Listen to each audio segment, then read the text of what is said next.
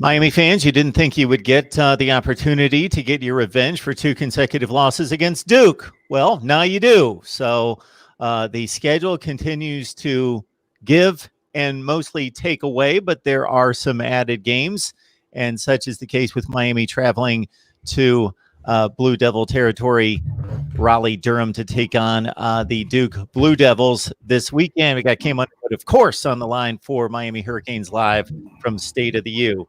Hey, Cam. Yo, what's going on? Not too much. How you doing?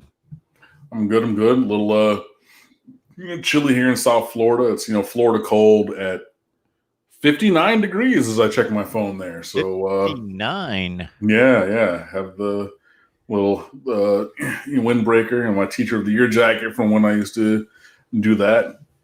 Which I earned. I should have probably had it a few times, but hey, whatever. I got the one. But yeah, just doing that and going to talk some football. So why not? So even if you win it a second or third time, you get another jacket. Somebody could have like 5 jackets. Well, that was just the thing that we did at Miramar because we had the Under Armour sponsorship thing. So they actually bought it for I think it was 4 or 5 or 6 of us that had won it in the recent time span. Between teachers and non-instructional staff members of the year with the administration, and we all took a group picture and whatnot. It's very nice. It was a very thoughtful thing of them. I was going to say something else, but I'm going to not. Okay. I don't know exactly what that would be after acknowledging that it was a thoughtful thing, but there should have been a few more, I guess. Yep. Your temperature gauge is having me run to my iPhone to see if because it's rare past October to stay within, let's say, 10 to 15 degrees, but I think I could probably do it right now. Yeah. Anyway, more importantly, we've got a Miami football game against Duke.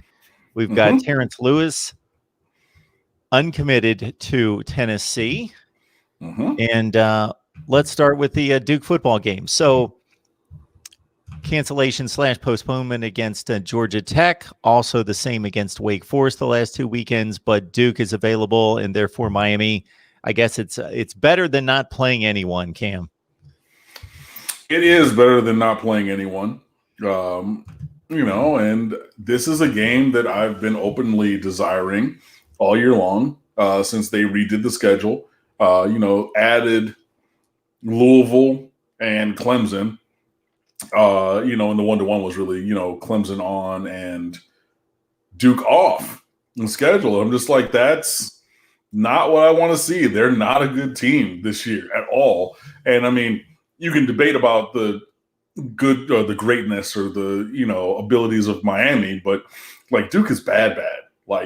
Nation's worst turnover ratio, things they're really atrocious. And I've been watching these other teams just rolling up yards. I'm just bro, this is the year that they take them off the schedule. I need that get back. We've lost them in consecutive years for the first time in the history of our program. All kinds of stuff like that. And then coming back off of COVID, Wake Forest has COVID issues this week, so they had to cancel on their side. And then Florida State, they're missing their 3rd consecutive game with their COVID issues. And they were supposed to go to Duke this week. So the easy solution is, hey, look, Miami was already going to go up to North Carolina. They were going to go. They were scheduled to go to Winston-Salem this week. So hey, we'll just have them go to Durham instead, play Duke, and just keep it moving. And like I said, I'm excited because we owe them a few couple, and this should be a time where we get some get back. And I know that everybody's still Devin Hester, was his 40th or whatever, 38th birthday. So let's replay that punt return that he had against Duke when they were one of the worst teams in captivity and things like that. And, relive all those things. And that's great. But I wanted them on the schedule. I was saying it all year long, and now it's come to pass. And I'm excited. We should go up and be able to roll up some points on those boys. So, yeah. I knew Duke was bad. They had been good from about 2012 up until a couple of years ago. They had a bad season last year at 5-7. They were much worse in conference play. I knew that they were bad, but they've been completely off my radar. And somebody who's got about everybody on their radar, they've got to be pretty bad to be off the radar. Their last game was a few weeks ago against North Carolina. They lost that game by 32. They stayed within 11 of NC State. Their one win in conference play was against Syracuse, 38-24. They lost to Virginia Tech by a touchdown. They lost to Virginia by 18. They lost to BC by 20. And Notre Dame was the opener. They stayed. Actually, that was my one bit of Duke football this year. I watched maybe a quarter to a half against Notre Dame, and they stayed within 2 scores early in the season. All right, Duke and Miami. Of course, last year's, was that the one in the rain, in the torrential downpour? Yes. Yes. And then I'm not remembering. Oh, the game the previous season was the 2 quarterbacks got yanked back and forth a few times, and it was kind of like an ugly 17-13 kind of loss, something like that. Something like that. Yeah, not good, not pretty. But I mean, either way, we're not supposed to lose to Duke. No, not at all. And especially not. I mean, and it had never happened until the last 2 years, being consecutive years. So, I think that proves the point that it had not ever happened before. So it's not really supposed to happen. But I mean, hey, let's go. Line it up. Give me the revenge tour. When Miami was looking for an opponent this week. As the ACC was looking for an opponent. But they had put the precedents in place where it could have been a non-conference team. And so then, of course, it was like, hey, FIU, line it up. And FIU has not won a game since they beat us. They won that game, sure, fine, whatever. But they've not won another game since in the calendar year plus. Line them up, give me, fine, cool. If you want to look back at 2019, and enjoy that time, that game, or if you're Duke, those consecutive games, fine. Line it up now because it's different. Now, I believe every conference should be prioritizing conference games, so I get it, especially Miami and Duke are division foes that typically play, of course, every year, so the conference should look out for its own and schedule conference games. The Pac-12 is now stepping out, scheduling non-conference games. They've done that a couple times. They had a San Diego State-Colorado game this past weekend. Now, the 2 games that were brought up at some point on social media that I would have loved to have seen, but again, I can understand the ACC wants conference games. Miami, BYU, or Miami, Cincinnati. Now, those are 2 teams not playing this weekend. Correct. And, BYU, Washington had approached them and said, hey, we're off. You guys are off, because of COVID issues with their opponents, but we can play. You can play. So let's play. And it was funny because at the very time, BYU put up a thing on social media talking about anytime or any team, anytime, anywhere.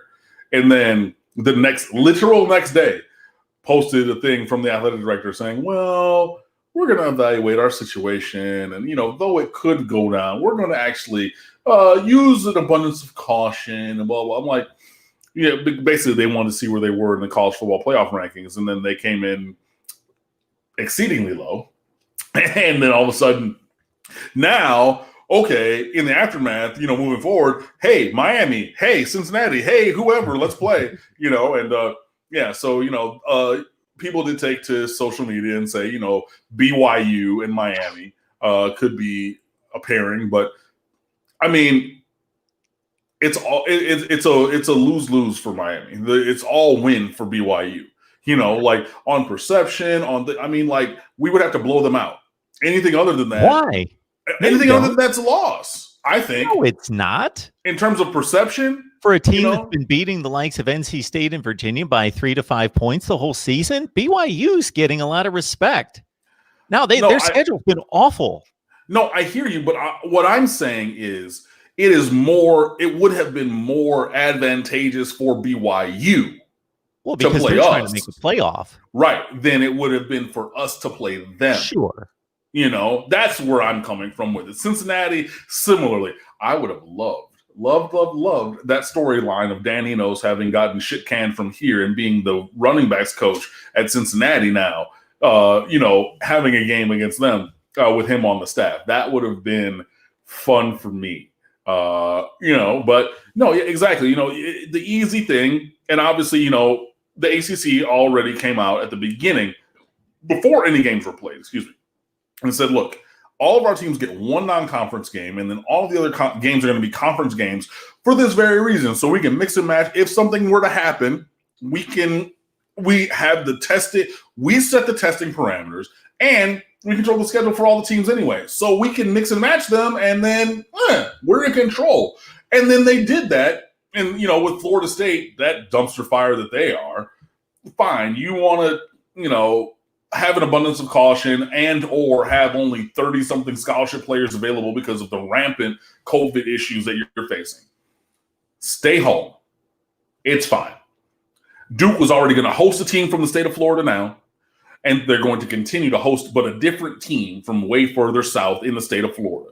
That's the easy thing, and you're prioritizing your own teams. You're prioritizing all of that. You split your gate. You have the television is going to be on the ACC network at 8 p.m. So even if you have to, at the last minute, slot them in somewhere, we have a conference-run television station. Whoop, boom, it goes right in. It was just it fit too easily and perfectly together.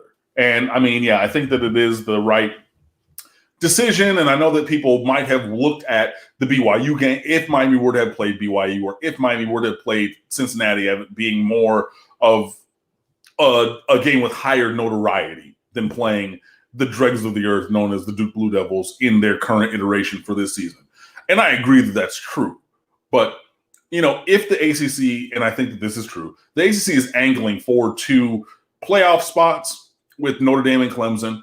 They're definitely angling for 2, maybe 3, New Year's 6 bowl slots with Miami, Notre Dame, and Clemson. Because if you get 2 in the playoff, and then the next, you want as many teams in high-profile postseason spots as possible. And putting Miami against a bad Duke team, as opposed to a team of quality of Cincinnati or BYU, helps along that path. You cancel the games for Clemson and Virginia and Notre Dame for next weekend, the 12th. Notre Dame already announced as going into the ACC championship game by the ACC in the announcement of their rescheduling and everything like that. It is Miami, or sorry, not Miami. It's the ACC being selfish at the root of the word. They are concerned with themselves. I don't care. They don't care about the SEC, the ACC, or the Big Ten, or y'all do what y'all doing. We're doing what we can do for us in our conference to put ourselves in the strongest position possible. And I think that's what they've done. Well, if I have to be the one to deliver a reality check to BYU, you play a horrible schedule. It's not your fault. You piece together a schedule under the circumstances. You originally had a legitimate schedule. Okay, you're 9-0. Nobody that knows anything about college football believes that you would be 9-0 against a legitimate schedule, because you don't go 9-0 typically. You run along at 8-5, 7-6 just about every year. Therefore, you're probably no different than that team that typically goes 8-5 or 7-6. But against that schedule, against the San Antonios of the world, Texas San Antonios, you're 9-0. Therefore, actually, this was an opportunity, and I'm not saying that they had this opportunity because the ACC took it away from them. But if they did, this is actually a win-win, I believe, for BYU. Do they risk a loss? Well, most certainly they risk a loss, but they're not being seriously considered. Even before that ranking came out at number 14, even if that ranking had been 8 or 9, they weren't being seriously considered for this. Their schedule's not good enough. This would have been the opportunity to legitimize their schedule to a certain extent.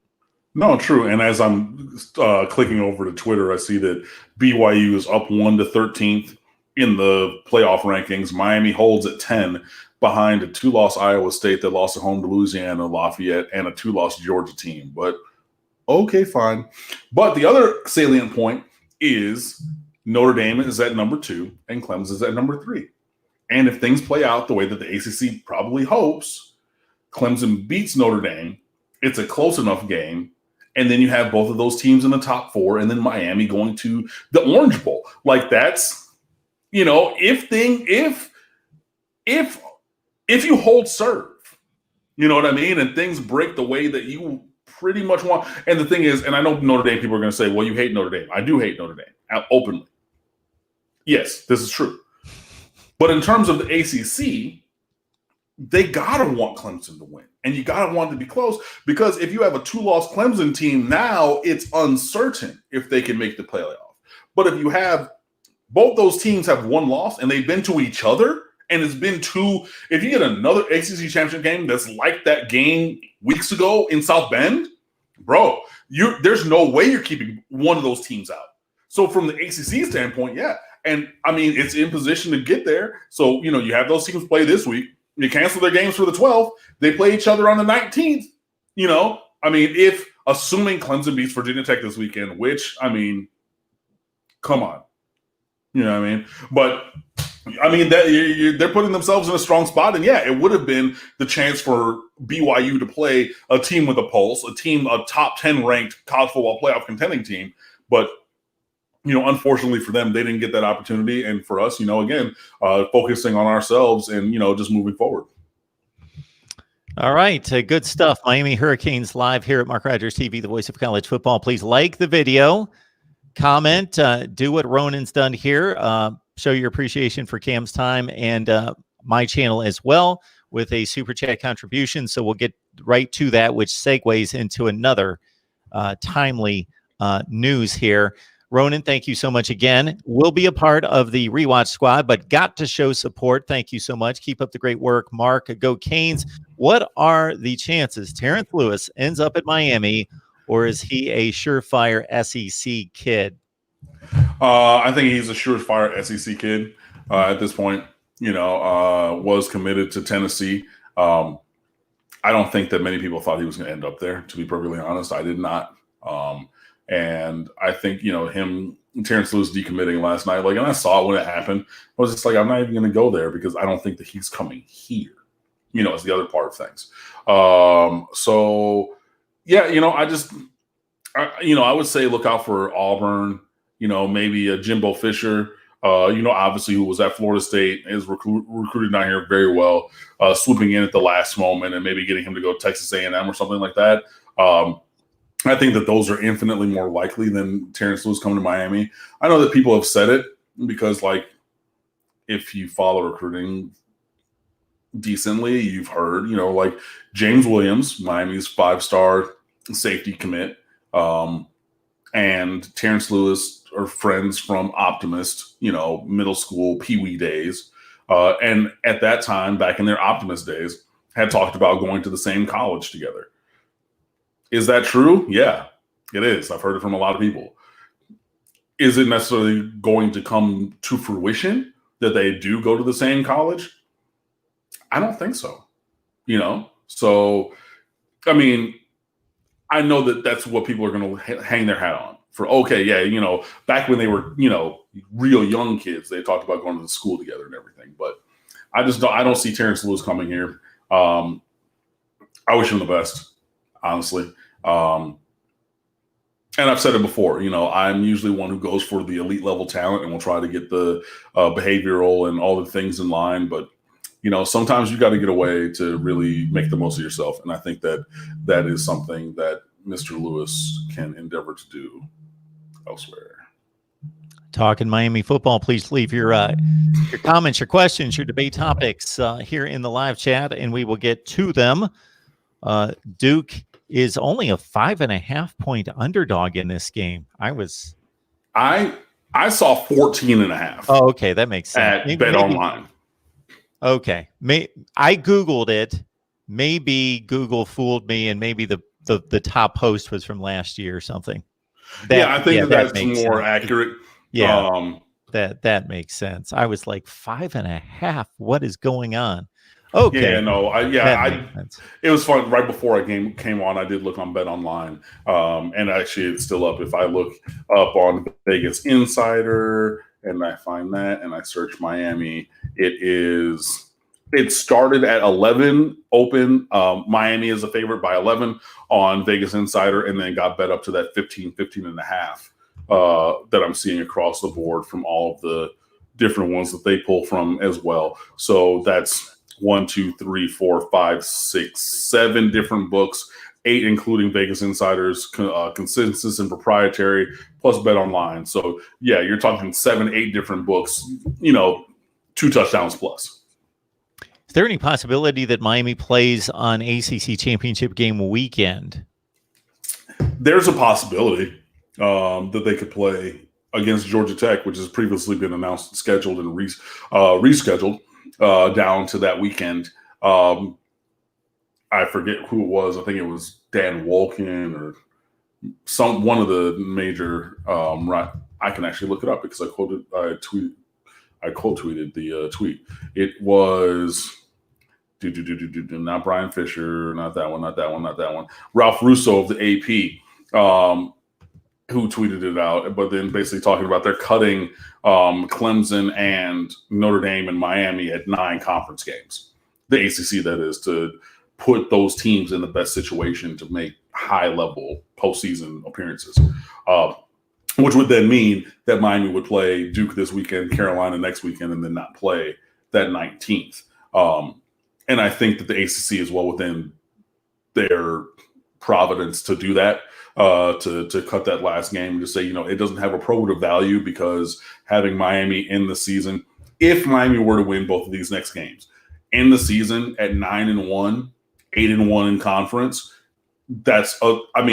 it could get stronger with a win against Georgia Tech, but it could get infinitely weaker with a loss to a not so great Georgia Tech team. So we're going to err on the side of caution now again, Miami needs to play 120 minutes of solid football and emerge victorious against, 2 teams that definitely want to beat them before you can really have that conversation. So, I think that there is a chance that they don't play that game. And if you remember when we spoke, when, games got postponed and everything, I openly said I did not expect Miami to play all 3 of these final games coming off of the COVID bye.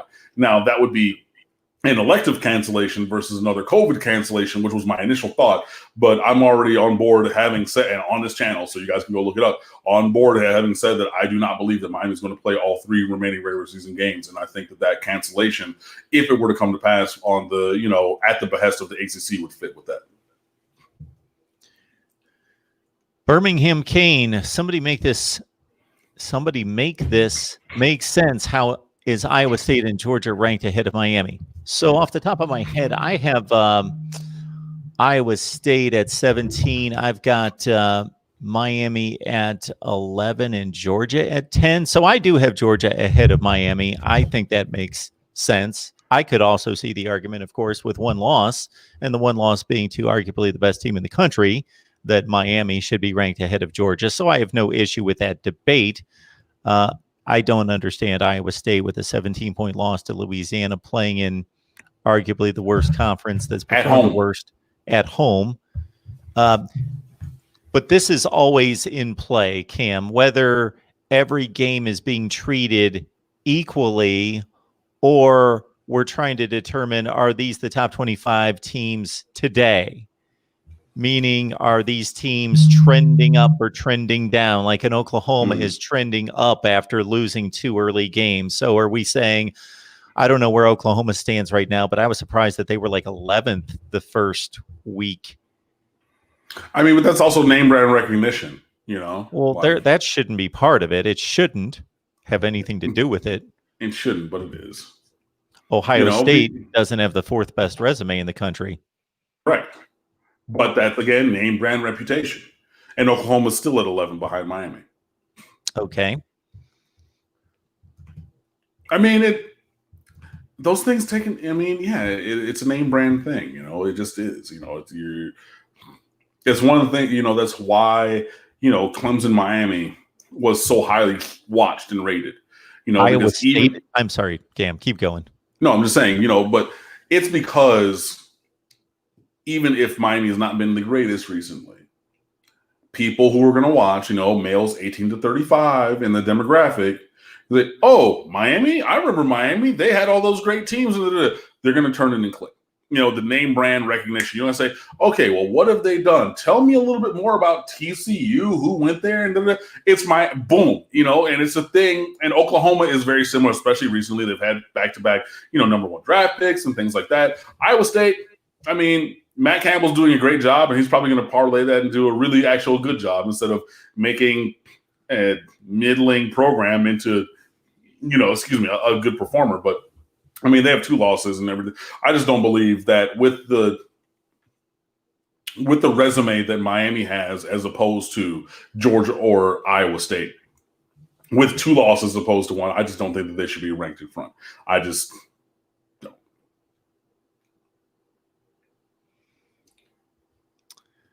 All right. What up, Dennis?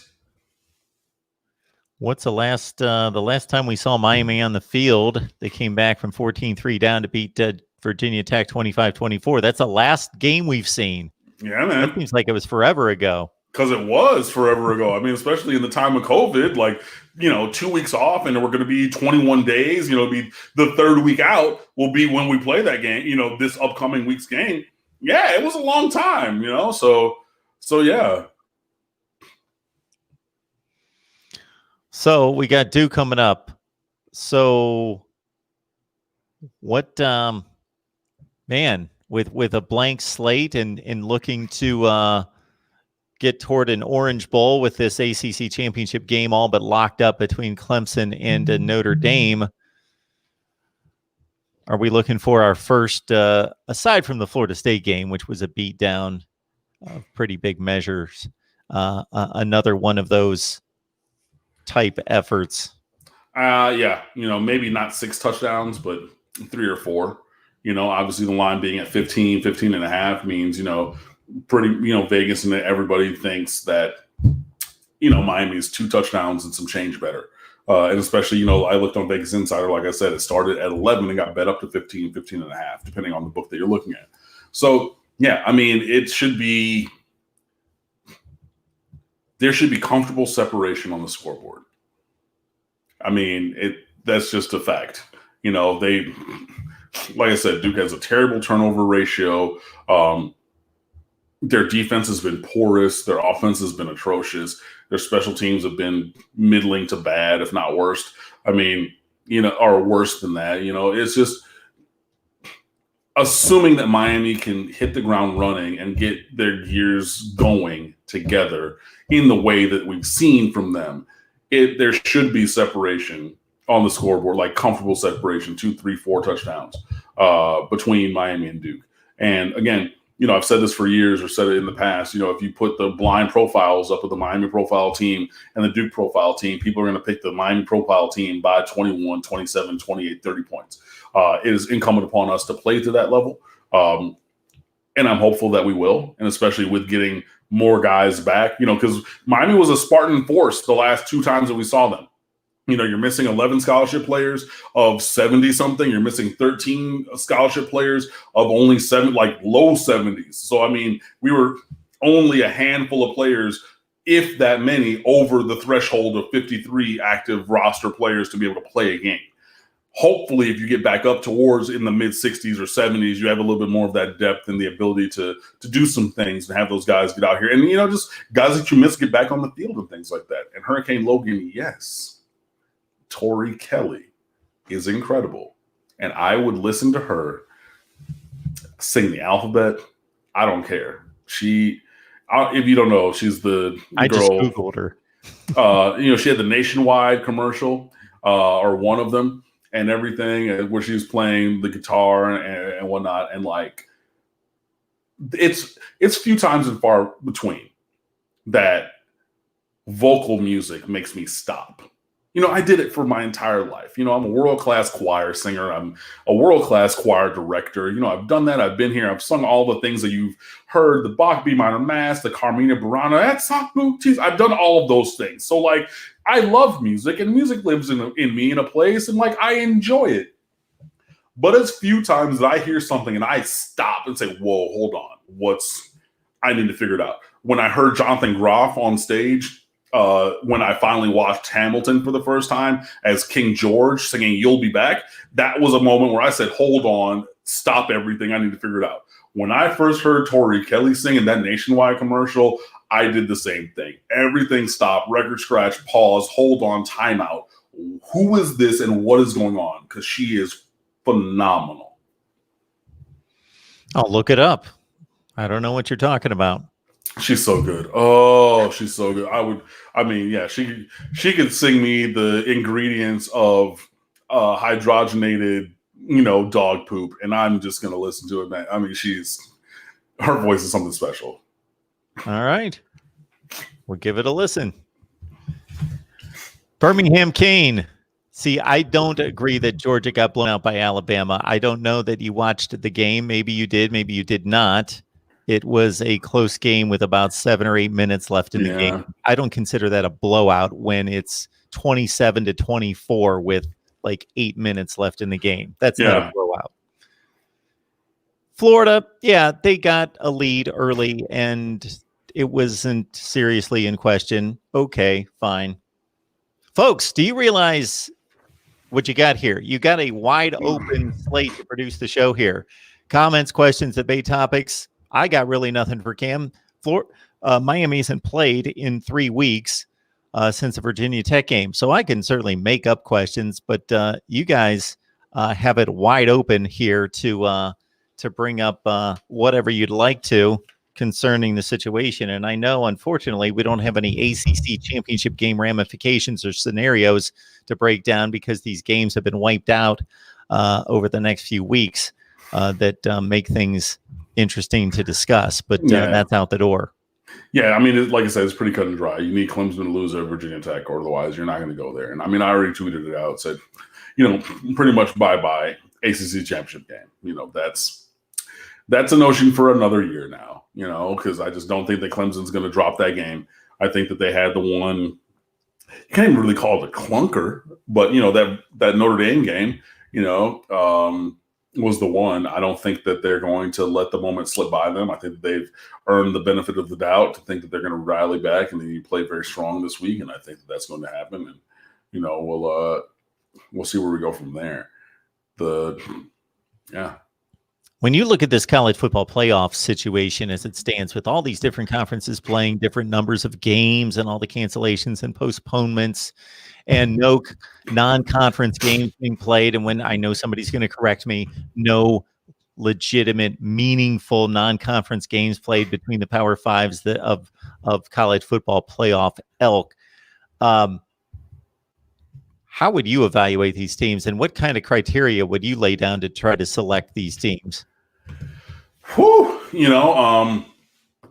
got to go back to the 80s, 90s style. You got to go back and look at margin of victory, your style points, your, things like that. Obviously, your common opponents, if you have them, things like that, and whatnot. But, it's you just got to look at the things that you value. If you're going to say that it's going to be an advanced metric, if it's going to be Pro Football Focus grades, if it's going to be, if it's going to be the SP Plus, if it's going to be FPI or game control or whatever ESPN metric, you got to pick one or two or something like that and go from there. And then, maybe some old school just counting stats. What has the offense done, in terms of total yardage? What's the defense done? Things like that, just raw numbers. But that's what I would do. You got to look in, you got to see what the best win is, what the worst loss is, kind of your outliers to look at, and then just kind of go from there. Andre Williams, do we scoop up a 5-star cornerback, not a safety, but a cornerback for once, in a Tracy Howard? Not this year. Tracy Howard from Miramar High School, home of the Patriots. There goes the logo right there. 2012, that was the last 5-star corner that we got. And I don't think that streak is going to end this year. Hopefully we find a corner or two in this class. And again, I'm operating off of Malik Curtis playing offense. I'm going to keep banging that drum all the way down the line just because I think that his skill set fits as an offensive player, both at the high school level and in this offense moving forward. I just think that that's the truth. And I've been blogging this and following this for too long to second guess what my eyes have seen. He's gonna play offense. And he should play offense. I think it's doing him and the roster a disservice to put him on defense. So that means we got to find a couple of guys. I don't know that there's a couple of guys to get. I don't know that we're going to get the guys that are available to get. But I can at this point, I can confidently state that it's not going to be a 5-star cornerback this year. So, that puts it at 9 recruiting classes or 10 recruiting classes, because you had 13, 14, 15, 16, 17, 18, 19, 20, 21, 9 recruiting classes. Next year will be 10 since Tracy Howard signed in 2012. And, we'll see where that goes and how long it goes. People were talking about, man, Alabama's secondary, they're so good. All 4 of their starting defensive backs are from South Florida. All of them. And somebody was like, oh, well, Miami got like a similar number of guys in the secondary. If you talk about Trajan Bandy, Jaquan Johnson, I'll say, yeah, that they were fine. They were good players. It's a different caliber of kid. You know what I mean? Those 5 stars, the Pat Surtains, the Jordan Battles, the Josh Jobs of the world. You know what I mean? Like it's not the same. It's not. I'm sorry.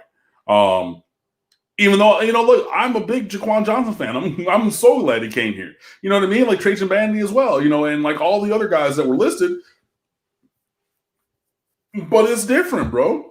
When you got top 10, top 15 guys in America overall, and they're all littered across the secondary for Alabama. It's not the same. And I don't know when it's going to change. I don't know how it's going to change. But, Miami has at least gotten a foothold in recruiting safeties of that kind of ilk.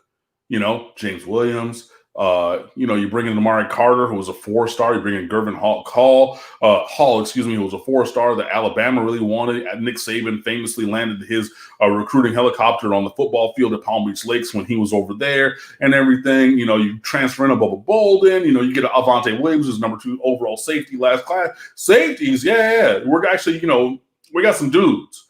Cornerback, it's going to be a while, buddy. Sorry.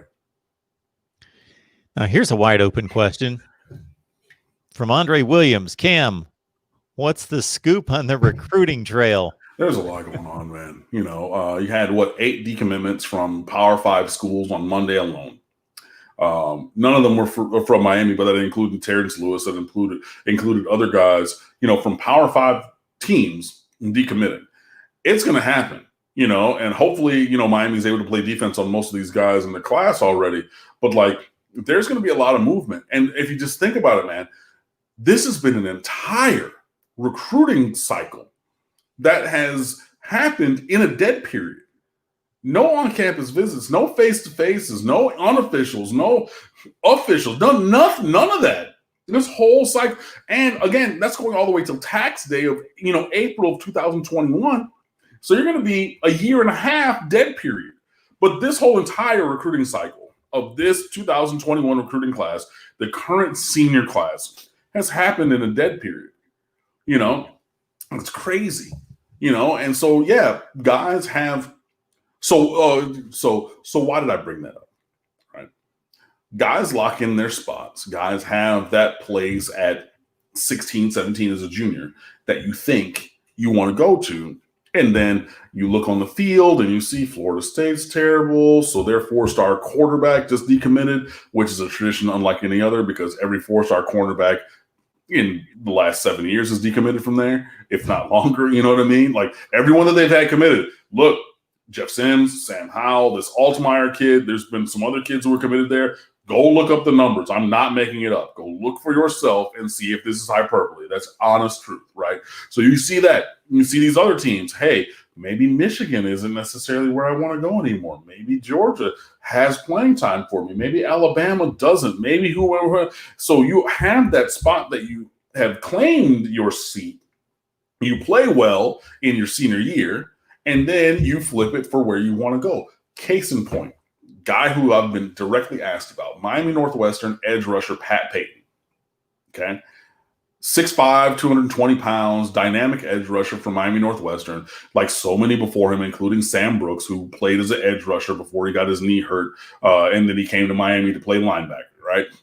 Pat Payton is committed to go to the University of Nebraska this year. every Floridian who committed to and signed there at Nebraska last year has left that program already, which everybody said, myself included, they're not going to last there. Remember that Jaden Francois, who committed to Miami 3 times and had the signing day thing, Marcus Fleming from Miami Northwestern, all these other guys who went out there, they're not going there. Pat Payton, I'm fairly confident, is not going to go to the University of Nebraska. Why? Because you have at least one guy from your high school, another couple guys from South Florida who went out there for a little bit. They bought the stuff that Scott Frost was selling, hook, line, and sinker, and then they got out there like, bro, I'm in Lincoln, Nebraska in November for what? And we're losing and terrible, and we're the ones who are trying to push to have games come back, and we're getting our doors blown off. I'm not going to stick around for that, and none of them have, and I don't think that he's going to either. And he's another guy. I assume, I reasonably surmise, is going to have an iOS press release say that he's going to go somewhere else and flip that Power 5 commitment to somewhere where he actually wants to go, somewhere maybe a little bit closer to home. There's been plenty of guys like that. There's going to be more like that. So there's a lot. Man, we got like 2 weeks to this early signing period. I haven't written a notebook again. And I know I said it a couple weeks ago. I was going to start it. Procrastination just gets the best of me sometimes. So I got to start it tonight. Fine. Okay, cool. I'm going to get off of here. I'm going to watch the last night's Below Deck, and hop in editorial and let my fingers do the walking. Okay, fine. But like, there's a lot going on, and there's a lot that can happen between now and 2 weeks from today, or 2 weeks from tomorrow, because today's Tuesday, 2 weeks from tomorrow. But still, there's a lot going on. Folks asking about bowl projections. I just looked up on the ESPN site. 2 of their writers both going with a Miami, Florida Orange Bowl. Al Doberling in the chat has looked something up that is going Miami, Texas A&M in the Orange Bowl. I would welcome either matchup, certainly. Hit the like button. Yes, Al, thank you so much for that. New King God. I understand Jordan Battle was a higher rated recruit, but is he actually a better player than Jaquan Johnson? See, they do different things. And I think that that's the biggest thing. Jaquan Johnson was, he was center field. He was that last line of defense that let the whole entire Miami defense operate differently. And, like a lot of running plays didn't break because Jaquan Johnson was there to cut the guy down. Think about that touchdown that the quarterback from Virginia Tech had, on the power read, inverted veer, and then he cut it back, and everything and scored. He cut it back against Bubba Bolden, and Bubba Bolden was making all kinds of plays in the passing game earlier in the year, but not necessarily in the run game. But if Jaquan Johnson was back there, that's a 12-yard gain. It's not a 53-yard touchdown. You know what I mean? But, Jordan Battle is just more the prototypical prospect than Jaquan Johnson. Jaquan Johnson was a 5'10", 190-pound, safety. Jordan Battle, 6'1", 6'2", at 190, 195, pushing 200 as a sophomore. They do different things on the field, and physically they're different. But Jaquan Johnson was one of the highest rated, he was one of the best high school players ever to strap on a helmet in Miami-Dade County. 4 times first team All-Dade. It's rare air to be able to say that. That means as a high school freshman, 9th grader, he was first team All-Dade. Think about that. And he was at Killian. That means you're first team All-Dade at the 5A to 8A section of things. So you're not even doing it, just against Lady of Lourdes and, our Sisters of the Poor if you're in the 1A to 4A. You're playing big boy football, and Killian at that time was playing 8A football, the largest classification in the state of Florida. So you're at an 8A school, not even on a 5A and sliding by. You're at the biggest classification in South Florida. You know what I mean? Like he was a remarkable, incredible high school player. And if I had to put their resumes together from high school, give me Jaquan Johnson all day, every day. And Jordan Battle is a worthy player. He was a 4-star recruit. Yeah, he was a higher rated recruit because he's more prototypical. He does some things differently. But I would say that Jaquan Johnson was a better high school player, but I think that Jordan Battle is a better pro prospect. And I honestly think that Jaquan Johnson might end up having been a better college player than Jordan Battle. Depending on what Jordan Battle does next year, and or if he stays for a fourth year. Because Jaquan Johnson should have been first team All-American and got robbed his senior year just because he's 5'10", which is baloney, but it happened. So I think that you could say, yeah, Jaquan Johnson at 2 stages of his career was a better on-field player, but I think that, if you had to pick one in terms of pro projection, things like that, it would be Jordan Battle. I made mention the other day that I saw a sports media research study the other day that if you watched Sports Center, let's say 25 years ago, I don't remember the percentage, but only maybe 3% of the show was promotional content of future sports centers or games that were going to be on ESPN. Today, that number's like 25%. So like a quarter of the show is basically just telling you what's coming up next later in Sports Center or on another sports center or so forth and so on.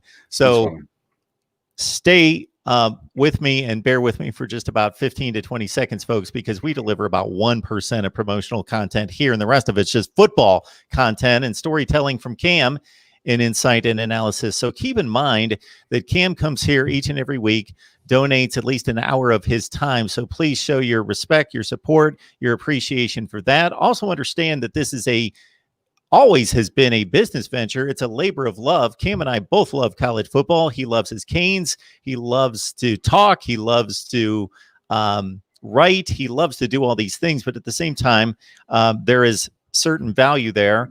And for me in particular, and for both of us, there is a business aspect to this. So this, I want to thank everyone, because I've stated this not just here, but also on the other team-specific live streams, that this specific show receives more support from you, the individual contributors, than anybody else. Even to the Florida State show, the Miami people give me more support there. So thank you so much. And I'm talking specifically about financial support. So this show will continue because of your support, and it will continue if we can get a sponsor as well. So if you have any contacts with any sponsorships that you can find as well, that would be of tremendous value. And I've had a number of people reach out to me with all sorts of great ideas about affiliate marketing and other ways to create revenue. So I thank you so much for that, for being available and for letting me know of that. And any of you can always reach me at MarkRogersTV at Gmail. That's MarkRogersTV at Gmail with any kind of recommendations or suggestions or contact information. Terence Lewis has been asked about all through the live chat, so keep in mind that if you've jumped on here late, it is typical that Cam has addressed a number of your questions, and that has been the case tonight with Terence Lewis, so please rewatch the video once it posts a few minutes after we get off. Look, I will cut. I will keep it real short and sweet about Terence Lewis. He ain't coming. There you go. And I will be sticking around for college football playoff ranking analysis and to take your calls after we get done talking Miami. J Love T, where was that? J Love T was asking about Manny Diaz, and I don't know what prompted this question about Manny Diaz being too soft on ACC officials. Is that founded in anything that you just can in think general, of? I think, it's just a thing where, again, it seems to be that, we're getting to another long stretch of minimal to no holding calls being called against Miami opponents and things like that. And, just working the refs and, sometimes you got to kirk out a little bit. Sometimes you got to really, just let them have it. You know what I mean? And even Mark Richt, pious as he is, God-fearing man and everything like that, he had to go off, one good time, and this is a true story. And look, I'm me and I have stories. The last half of my teaching career at Miramar, I every year went into my administrator's office and I said at the beginning of the year and said, hey, I need you to back me up. If I go off on these kids one time, I mean, paint peeling, foul language, like all that. But I need you to back me up the one time. because at that point it was almost becoming the legend of Underwood, like really embracing the I'm going to really lay into you to correct behavior. I'm like, they gotta fear me. They have to know that, and not just hear it from the seniors. They have to experience it, you know. And so I need to, and it's only gonna be the one time. I'm not gonna say that I'm gonna be in here cursing them out every single day, but the one time that I really peel the paint off the walls, I need you to have my back. And for Manny Diaz, and so for me, and that was to set the parameters of everything. Like, yo, this is the hierarchy. Like, you know, sometimes you got to be a little forceful to make sure that everybody stays in line. For Manny Diaz, it's the same kind of a thing, because you can be nice to a point, but sometimes you got to show and prove that you got a brass pair cojones, man. You know, I'm not just going to let my team get screwed. I'm not going to let you guys just run roughshod. These reviews, these turn-up, all this stuff, I'm not going to just sit idly by and let it happen with, you know, and just bite my tongue. At some point, and again, even with the example of Mark Richt having done this, I think that, yeah, Manny Diaz needs to let loose. And I'm not saying every time and become just, you know, psychotic on the sideline, excuse me, at every call or everything. But I mean, I think that he is being too soft. I think that he does have a little bit of that politician's mentality. And if you don't know, Manny Diaz Sr., his father was mayor of Miami-Dade County for a while. So, like, there is that in his blood and everything. And, you know, look, you do got to play politics, because you're going to see these crews more. You know, you're going to see them for the rest of your career at Miami. And, you know, even if you go somewhere else or whatever it is, you know, these are guys who are going to be around the game of football. So you can't just go completely scorched earth. However, sitting idly by and doing nothing then empowers that to continue. So at some point, yeah, you do got to a little bit lean in to show and prove that, like, I'm here. And you're not going to just get away with this. So I'm going to say it. Give me the 15-yard penalty, and I won't say anything else the rest of the day, but I will, like, make my point known. And I think that not every game, not even every 2 games, not even every 3 games, but, like, we have not gotten to the point of an example of him really, really being fiery on that sideline. And while I get where he's coming from, I think that that is part of the vocabulary that he can use. I think it's a color in the palette that he can use as well. Following the biggest wild card of a season that we've had in 2020, we're going to have the biggest wild card of an offseason regarding personnel on every team in America, with guys deciding whether they're going to move on or whether they're going to stick around. So, of course, considering De'Ara King's options, have you seen any NFL prospectus or scouting reports on De'Ara King and how viable he is in the next NFL draft? No, I haven't, you know, and I think that his viability, honestly, is going to be at a position other than quarterback. I just, you know, I just don't think that he's viewed at the same level of a Baker Mayfield or a Kyler Murray and things like that. And I don't necessarily think that he's that kind of player, even though he's very good. And I love having De'Ara King as my quarterback and all those things. But if you're looking forward to the, you know, National Football League and things like that, I just don't see it at quarterback for him. So, I mean, if you want to go to Canada, if you want to try to do something else, arena or whatever else there is to do, you know, then hey, that's something. But in terms of the NFL, I think that you know, along the lines of an Antoine Randall L, who was similarly sized coming out of Indiana, but he wasn't even as thickly built as De'Ara King and anything like that. I think that, yeah, you know, I think that the real viability for him is at a position other than quarterback moving forward. Hurricane Logan, Cam will be a narrator for Beyond Scared Straight. Let's go, man. I'm not turning down any checks. Like, hey, have him hit me up. All right. Y'all know my email address. And Kyle Smith. Mark and Cam is Tuesday night, the new schedule. No, Kyle. No. The schedule is basically follow Cam, follow me, hit the bell for the notifications. That way you know when we're going live. That's the schedule. Wampa 75, thank you so much. Great show. Appreciate that. How in the hell did North Carolina lose Tyrann Mackey and move up in the rankings? Well, they performed reasonably well, and we don't know. It's not in a vacuum. I'm not Right. going to address that without having seen the rankings, but it's number one, it's not in a vacuum. Number two, losses can be evaluated as, I don't want to say good losses, but if Alabama's playing LSU Saturday night, if LSU goes out and loses to Alabama 31-28, is that about the best loss you could imagine? Of course it is. Yeah. The North Carolina loss, was it a good loss? I think it's a kind of on the border. It was a respectable loss. They didn't take Notre Dame to the wire, but it was a 24-17 game with about 5 or 6 minutes left. It was a respectable loss. So depending on what other teams did around them in the rankings, then they could certainly move up. I think they were 19 last week. And again, you still have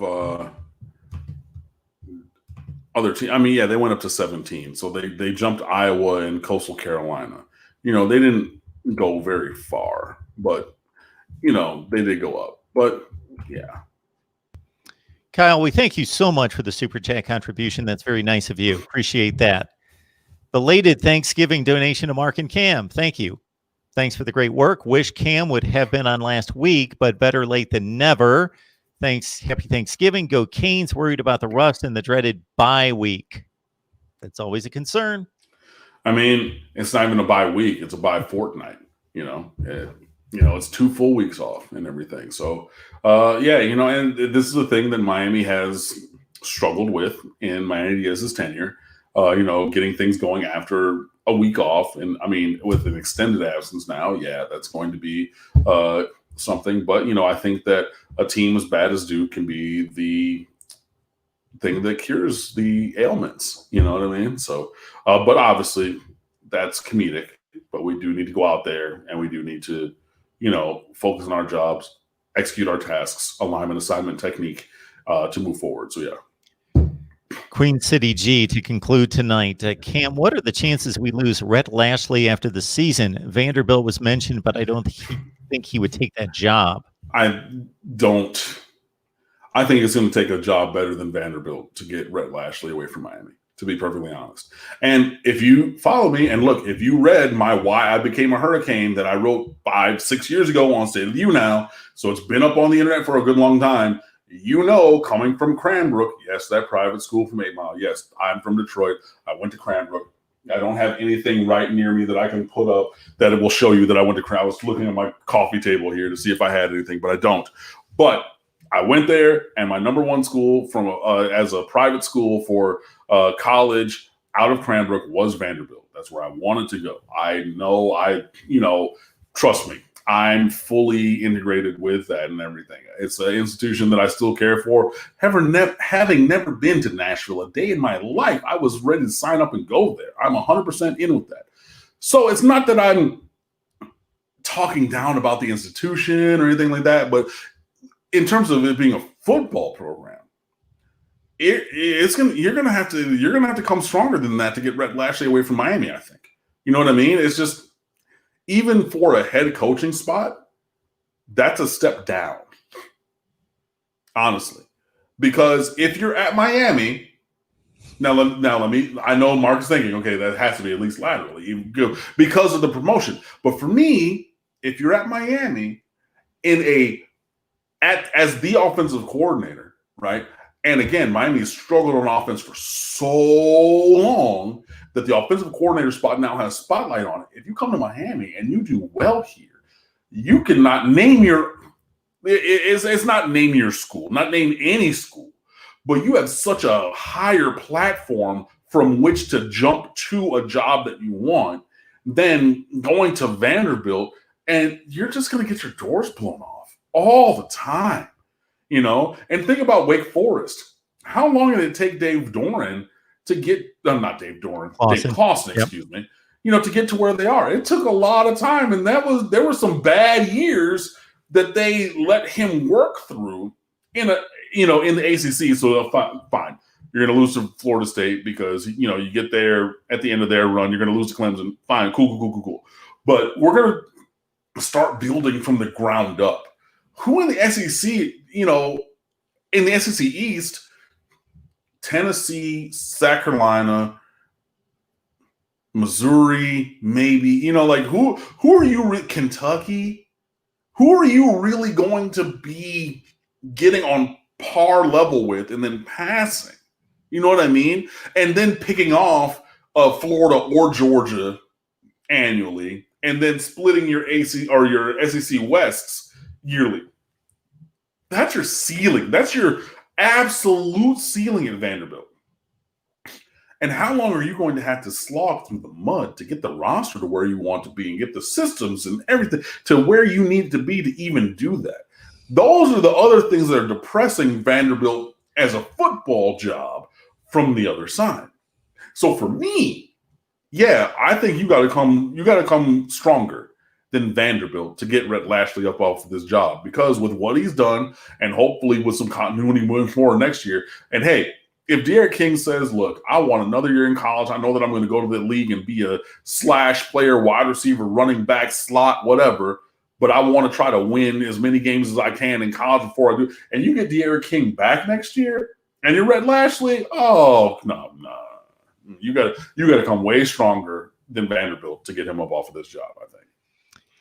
Yeah, Vanderbilt is basically a group of five or an American Conference job in the SEC. So and even not the top of that conference either, though. Okay, I'll take that. I'll agree with that. It's not current Memphis, Cincinnati. No, it's not. It's, I don't know, Tulane. I guess if Tulane played in the SEC East, they'd probably do about as well as Vanderbilt. They'd get killed most of the time. Another private school in a metropolitan city. That's a really good comparison. Nice. So for me, if I was Rhett Lashley, or I was just anybody who's had an upward trajectory to my career, and I was being wooed by Vanderbilt, they would have to prove to me that I could go there and be Northwestern, Stanford, Wake Forest of the SEC, and they would give me enough to where I could turn it into a winner, because there's nothing wrong with being Stanford, Northwestern, or Wake Forest. They're all pretty viable to different Stanford. degrees. I think Stanford's the outlier from those. I think Stanford's a better program than the others, but also you're going to have to give them the time. You know what I mean? Because right. They're in the past they have been. Yes, but they've been a top 5 team in the country, Rose Bowl. Yeah. You know what I mean? I mean, even if they're a top 30 team in the country, I think that they're a better program than those other ones. Like Northwestern, Pat Fitzgerald's been there a long time. How long does it take? No. But what I'm saying is, how long has it taken to get to this point? Are you going to let that time span happen at Vanderbilt? And across that time span, are you going to continue to take progressional steps forward? Because it might not be a mother, may I take 3 gigantic leaps. It might be mother, can I take a microscopic step this year? And you be okay with that, and then come back next year for hopefully a microscopic or a small step, and then a small and another small and a small and a medium. And so I'm already 5 years down the line, and you're talking 3 microscopic steps and 2 small steps forward. And you got to be okay with that and continue to forge a path forward with supporting this administration, with it supporting that staff and everything that they're doing. It is not easy. You know what I mean? And you have to really be all in on that. You really do. And I just don't think that Vanderbilt's there with it. I think that they're perfectly fine being in the SEC. You get those checks and everything. You get a Keyshawn Vaughn every once in a blue moon. He catches lightning in a bottle. You win a couple games here and there. You might have a game on ESPN National at noon where he does well against Kentucky, and then you get the 3:30 ESPN2 game the next week, and you have a decent showing for 49 minutes against Florida, and then the wheels fall off or something. But it's a long path, and you have to be in it for all of the trials, travails along that path. And that's for me where the you show them thing for Rhett Lashley. I need a 6 or 7 year contract, and the faith in me over the course of time to kick this ball down the road where we're not making making a knee-jerk reaction move. And I don't think that they made a knee-jerk reaction move with Derek Mason. Derek Mason was there for a while, had a couple peaks. It wasn't super high, but but then all of a sudden it falls back.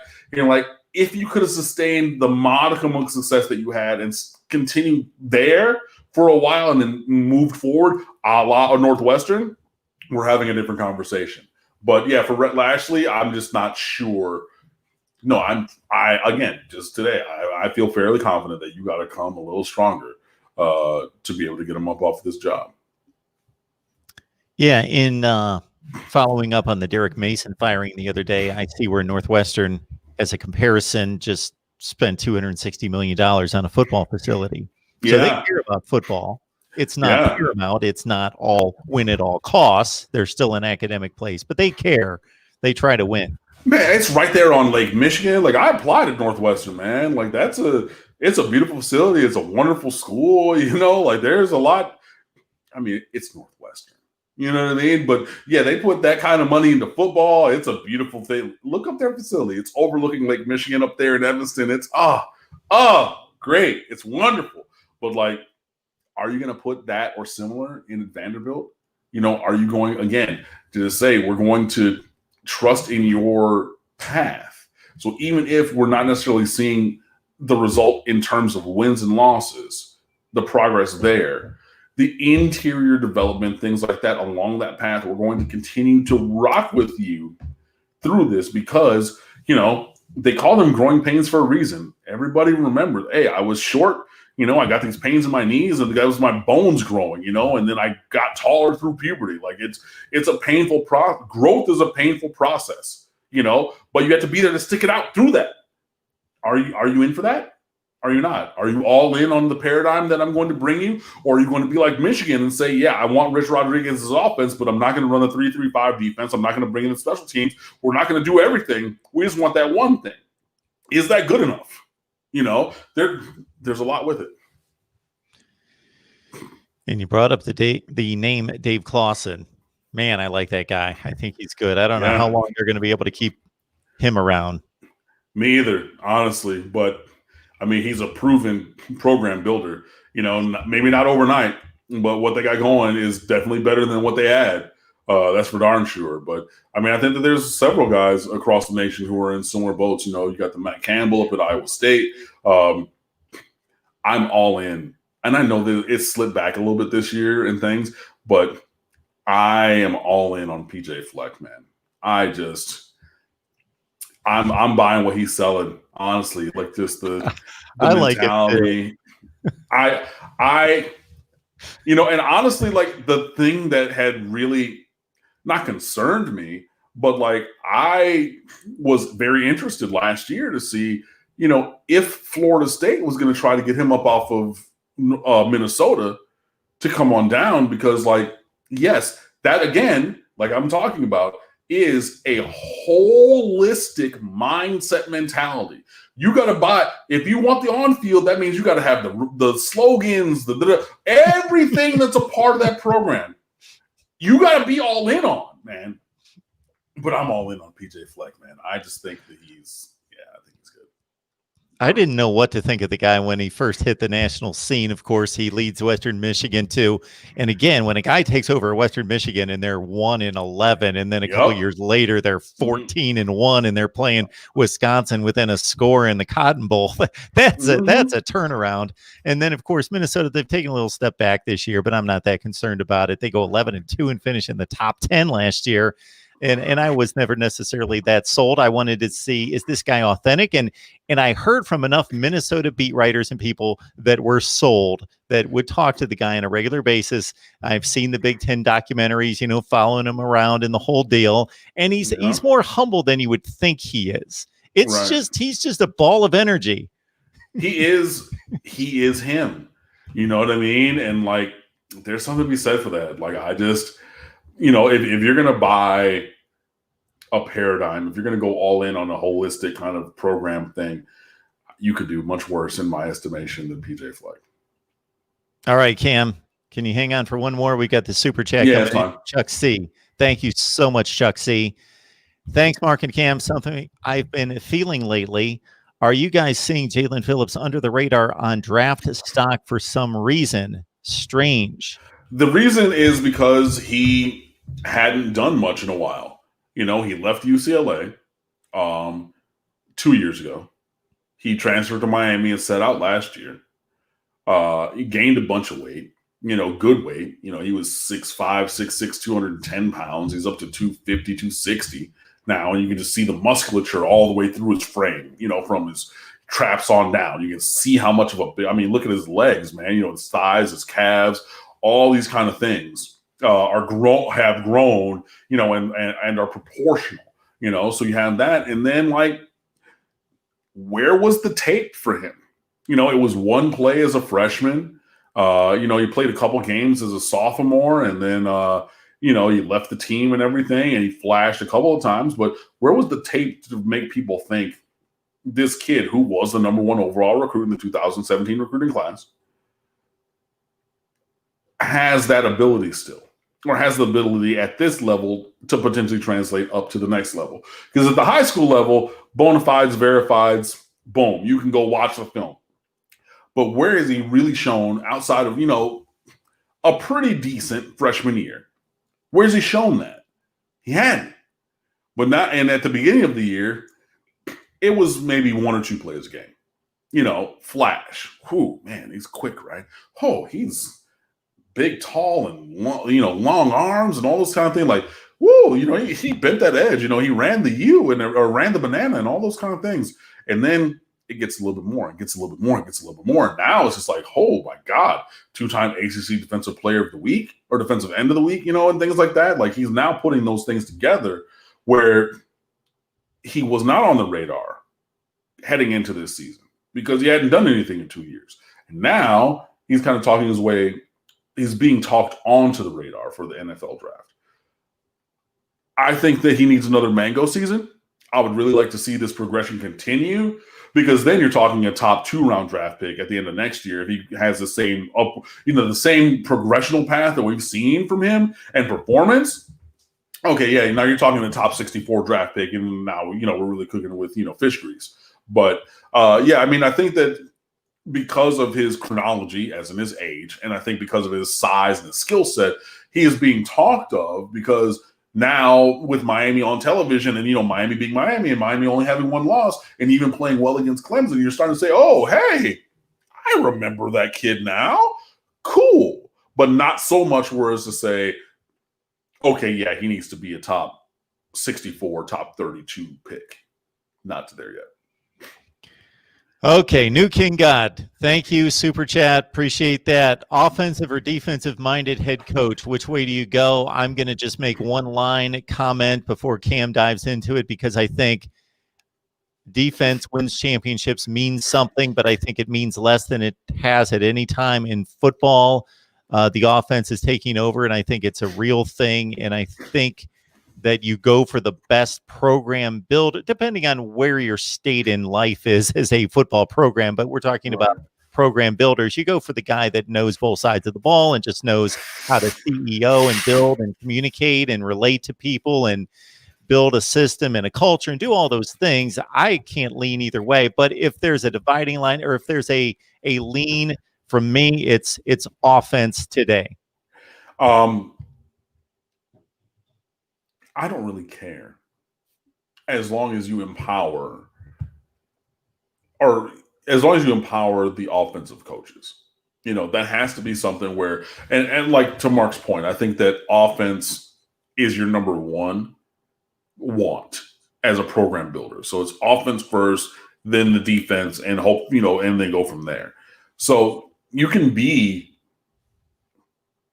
a defensive-minded coach, but if you empower the offense to be great, if you're having, the right coaches and saying, okay, this is what we're going to do, obviously, and people think, okay, well, the defensive coaches don't know anything about offense.